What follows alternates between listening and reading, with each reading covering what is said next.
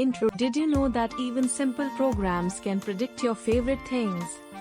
Imagine chatting with an AI that remembers what you like.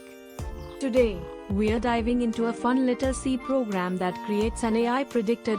This program keeps track of your favorites and even makes guesses based on your input. Isn't that cool? Why should you care about this? Because understanding how this works can help you appreciate the magic of programming. Plus, it's a great way to start coding in C. Let's learn how to set up this project and bring our AI predictor to life. Main content. First up, let's go over the basics of our program. This simple C program is designed to ask you about your favorite color, movie, or food. You can also ask it to predict your next choice or tell it goodbye. To start, we need to include some necessary libraries. We'll begin by adding #include for input and output functions. Next, we add #include to help with string manipulation. Now, let's define a constant to set a maximum number of user inputs stored in history. We'll use #define max_history5 to keep it simple. Next, we declare an array called user choices that will hold our past choices. Each choice can be up to 20 characters long, so our array looks like this: char user choices max_history20. We also need an index to keep track of how many choices we've recorded. Let's create an integer variable called historyIndex and set it to 0. Next, we'll write a function named recordChoice. This function takes the user's input and saves it in our history. It uses the copy function to copy the user's choice to the user choices array. We also make sure this function updates the history index correctly so that it wraps around when we reach the max history size. Let's look at our predict choice function next. This function checks if we have any recorded choices. If we don't, it returns a message saying there's not enough data yet.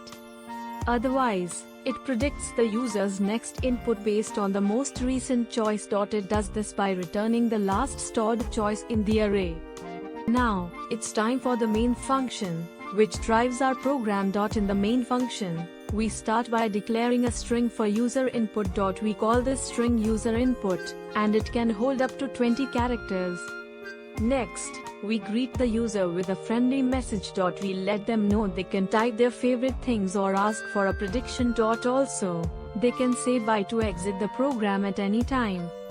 While the program is running, we enter an endless loop. Inside this loop, we prompt the user to input their favorite color, movie, or food. To read user input, we will use getSuserInput. Although gets is outdated and unsafe in many contexts, we'll stick to it for this example for simplicity.